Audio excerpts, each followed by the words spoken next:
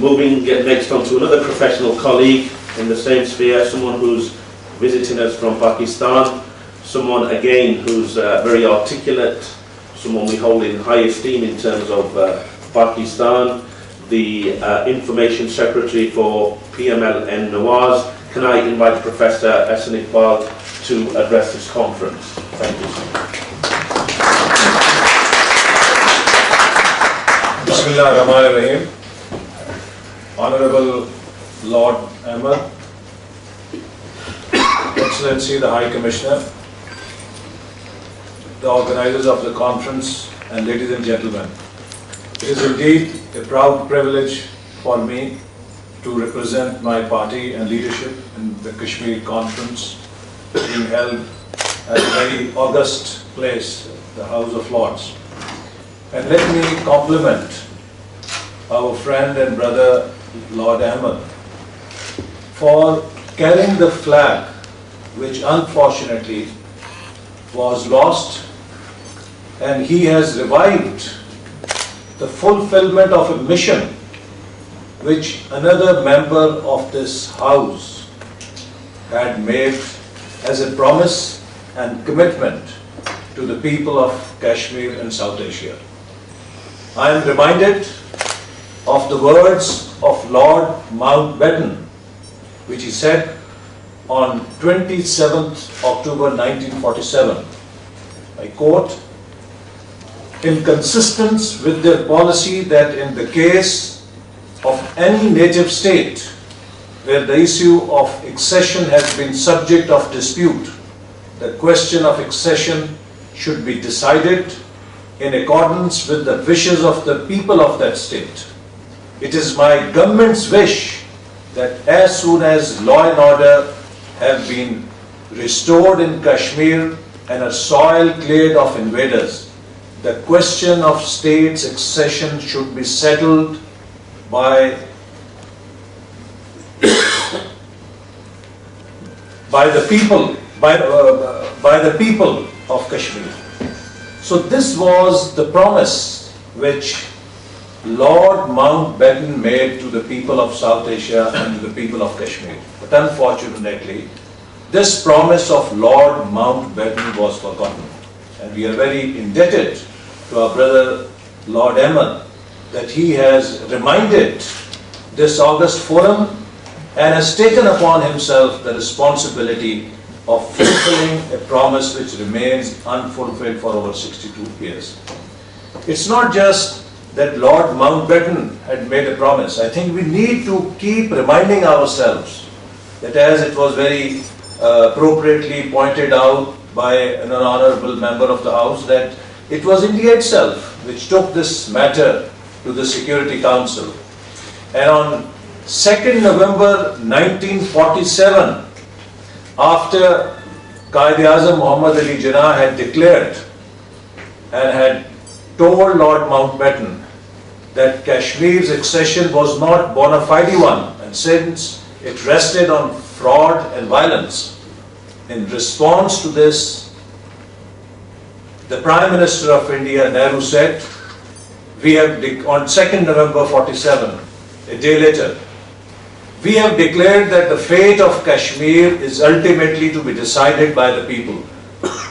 That pledge we have given to the Maharaja, and the Maharaja has supported it, not only to the people of Jammu and Kashmir, but also to the world."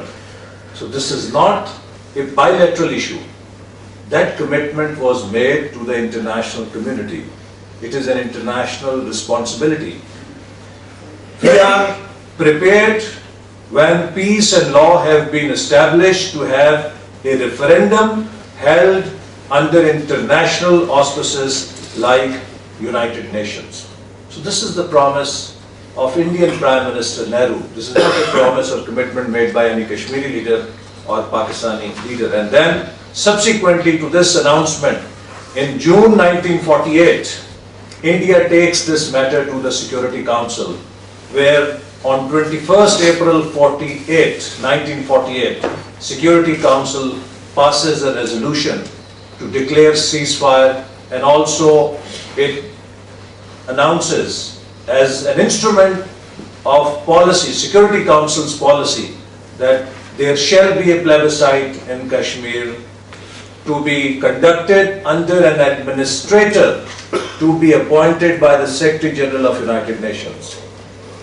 Not some bogus election to be organized by Indian government, but only instrument of judging people's wish would be a plebiscite to be conducted by an administrator to be appointed by Secretary General of United Nations. And we can all ask this question, when in the history ever Secretary General appointed any administrator, or when was any plebiscite conducted? So this is again a promise which remains unfulfilled. And subsequently on 24 June 57, Security Council again repeated its declaration.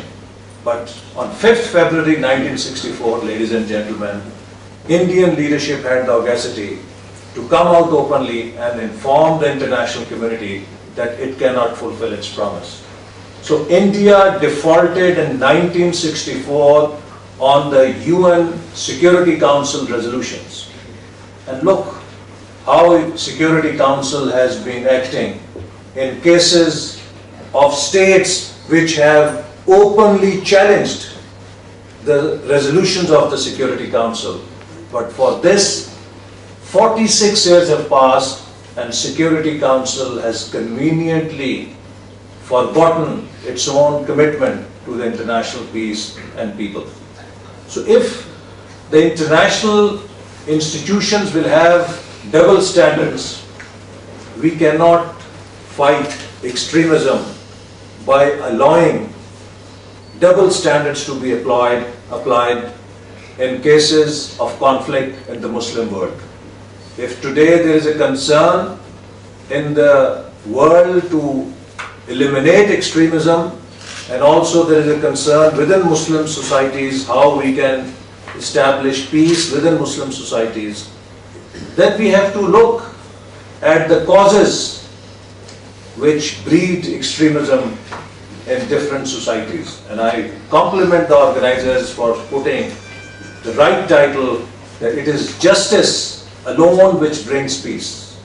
When justice is denied, that leads to violence, that leads to threatening the peace wherever it is. And with the global world, with the global village, if justice is denied even in one corner of the planet, it becomes everybody's business, because what happens in Africa catches up everybody soon. What happens in South Asia catches up everyone in one way or another, everyone, and then everybody is alarmed. So it is about time that international community must come out proactively to deal with conflicts in Muslim societies so that we can reinforce the second alternative, that disputes can be resolved and can be settled through negotiations, through peaceful process, and through democratic means. But if this way is not shown, it will be very difficult to deny the extremists their appeal in the Muslim societies who try to exploit these issues to their own advantage. So I think the issue of Kashmir has a direct relevance with the international community's concern for establishing peace in the world. And that way, I would also like to say that while international community is trying to bring peace to Afghanistan, we should also understand that this Afghanistan-Pakistan equation cannot be fulfilled unless it is extended to India and Kashmir. There is a direct link of Kashmir issue with establishing peace in that part of the world. So we must broaden the scope of Afghanistan-Pakistan strategy to include resolution of conflicts between India and Pakistan, and the foremost in which is the dispute of Kashmir, so that we can have lasting peace in that region. And to conclude, I would say, and I would also like to reassure the organizers that not only our party, but Pakistan's two major parties, PMLN and Pakistan People's Party, we are both committed to resolution of Kashmir under the resolutions of Security Council and United Nations, and in accordance with the wishes of the people of Kashmir, in a historic document which was signed between Mr. Nawaz Sharif and Ms. Benazir Bhutto Sahiba